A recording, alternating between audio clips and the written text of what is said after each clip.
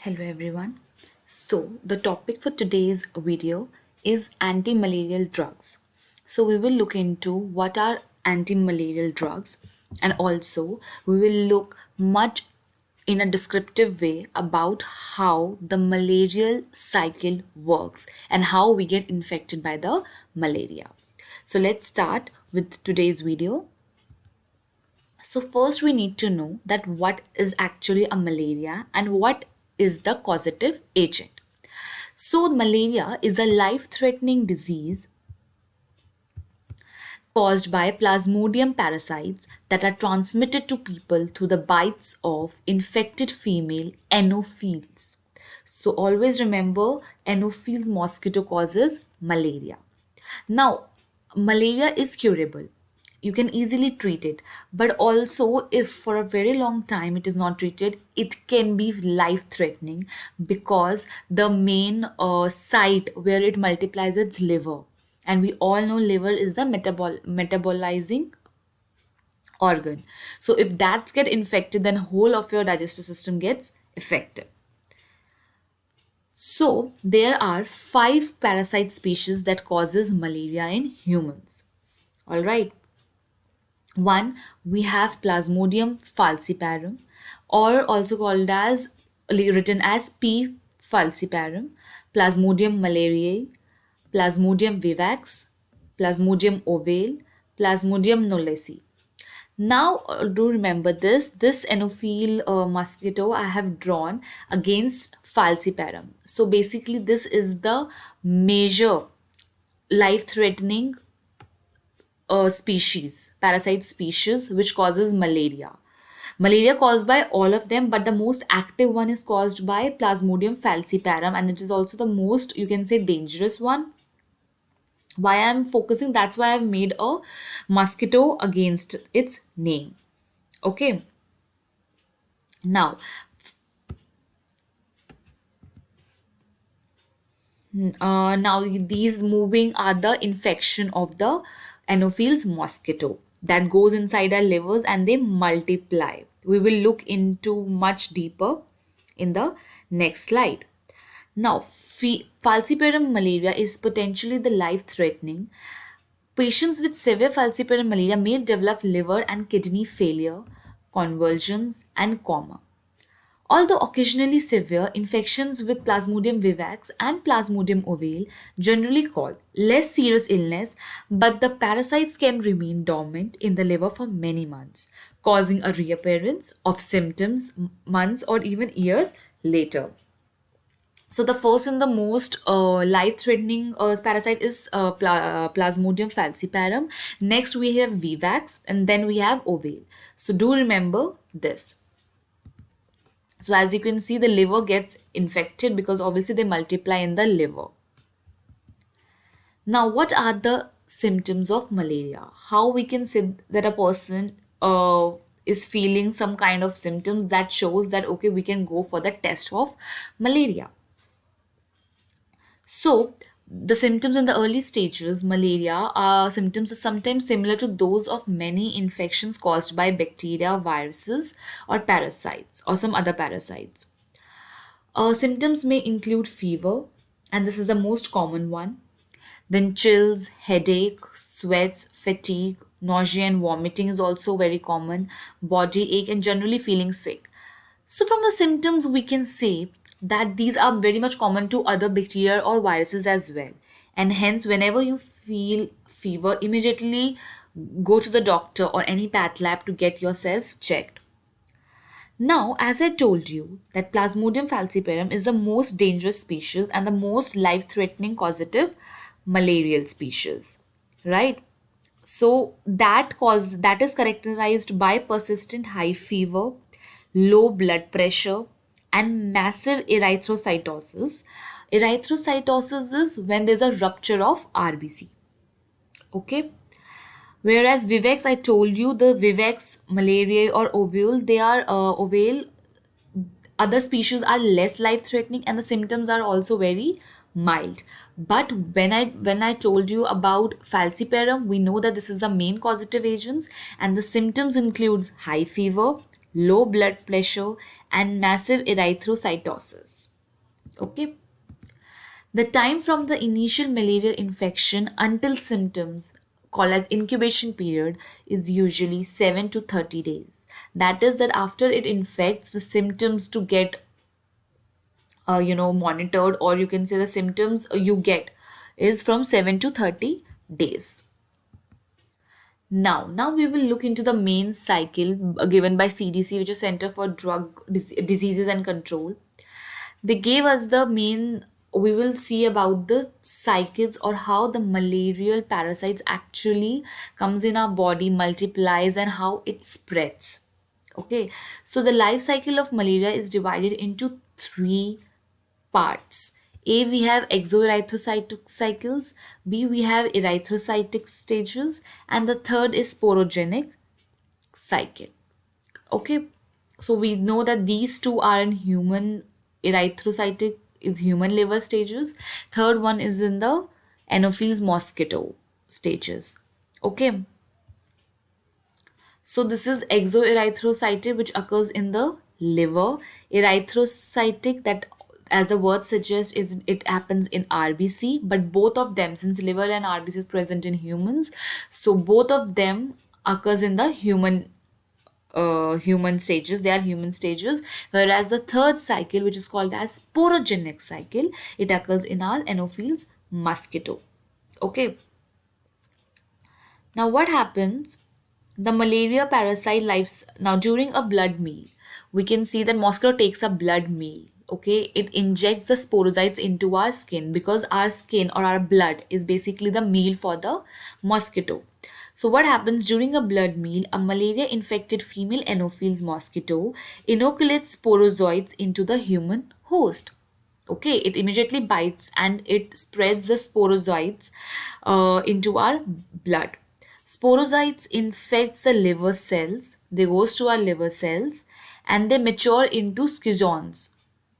Okay, many liver cells in the liver, they multiply a lot along with the liver cells, and they give to a collection of particles called as schizoid. Okay, then there is a rupture of this schizoid, and that rupture releases merozoites. Okay, now what happens after this initial replication in the liver, that is in the exoerythrocytic cycles, these parasites undergo asexual multiplication in the erythrocytes. As soon as they come after rupturing of the schizons and releasing merozoites, they come into the erythrocytic cycle through here they undergo asexual multiplication. Merozoites released from this schizons, they enter the RBCs, that is red blood cells, and from that you can see the ring stage of trophozoites. This is trophozoid, which is a ring stage. They mature into schizoids again, which rupture releases merozoites. So some parasites differentiate into sexual erythrocytic stages. Blood stage parasites are responsible for the clinical manifestations of the disease. So this rupture of this RBCs and release of this schizoids causes the symptoms which we experience during the incubation period.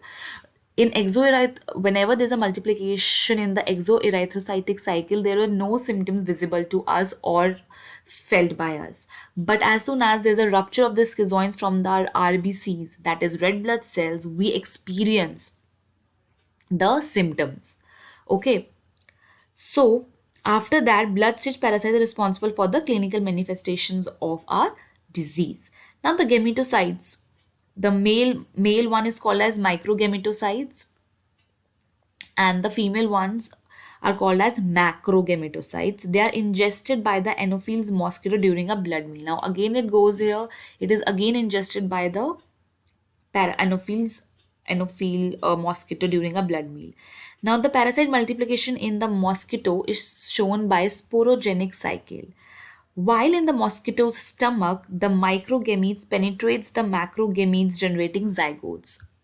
Okay, from there the macro and micro fuse together and they form a zygote. The zygotes in turn become motile and much elongated, called as okinite, as you can see, which invade the midgut wall of the mosquito where they develop into oocytes.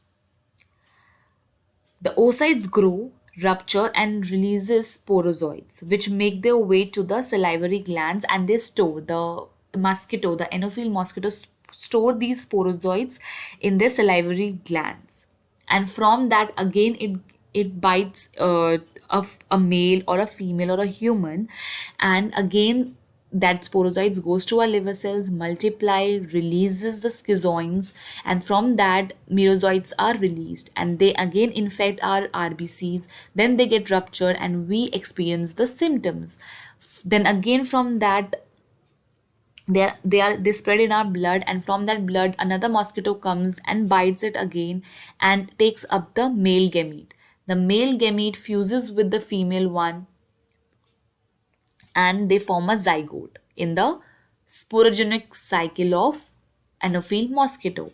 Again, they form ookinete, which is a much elongated one. Then they form an oocyte. From the oocyte, the mosquito releases the sporozoites and then again infect the human, and then again this process goes on.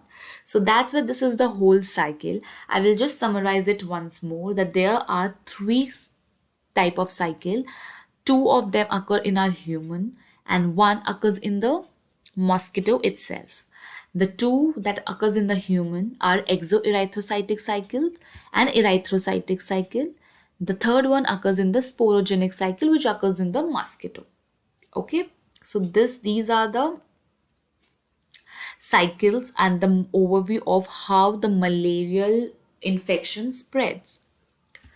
This is again one of the more descriptive overview, that how a blood meal after 30 minutes moves through the liver cells and multiply, and from that the schizoid occurs, and from the schizoid there's a release of merozoites from that schizoid. Usually the infection of liver cells takes 5 to 6 days. Then from that they go to RBCs, infection of red blood cells, that occur within 2 days. From that, they from tropozoites from gametocytes, there is production of gametes, micro and macro. Again, from the blood meal, they take up the microgamete, and that fuses together to form a zygote in the body of your female Anopheles. The zygote from the ookinete it burst out the midgut wall and they convert them into oocyte. The transformation and sporogenesis takes about 8 to 15 days.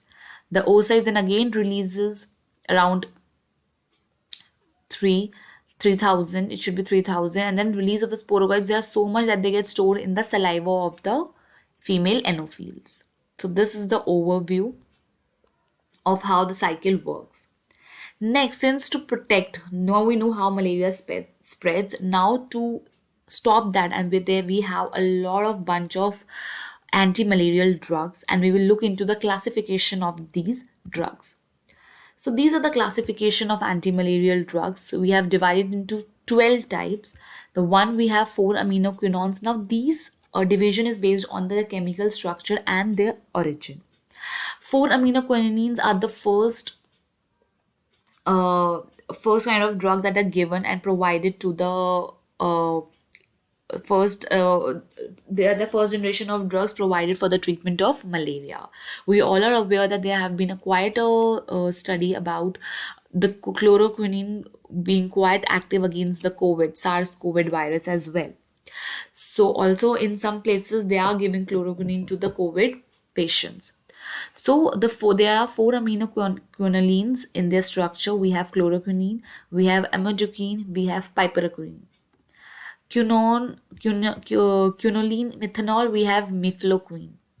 How to remember this or how to memorize this? Methanol, Me, mifloquine, Me. So we have methanol in this, and quinine is coming, so quinoline. So quinoline, methanol. Cinchona alkaloid, we all know quinine and quinidine. Bigonide, proguanil. Diaminopyrimidine, pyrimethamine. 8-aminoquinoline. Now, not to get confused between 4-aminoquinolines and 8-aminoquinolines. 8-amino, we have primaquine and tafenoquine. Sulfonamides, we all know sulfadoxine, sulfamethoxypyrazine, dapsone is such a great drug for sulfamides. Antibiotics such as tetracycline, doxycycline, clindamycin. Sesquiterpenes, we have artesunate, lactones, artemether, arteether, artenolone. These are also widely used. Artemisinin analogs.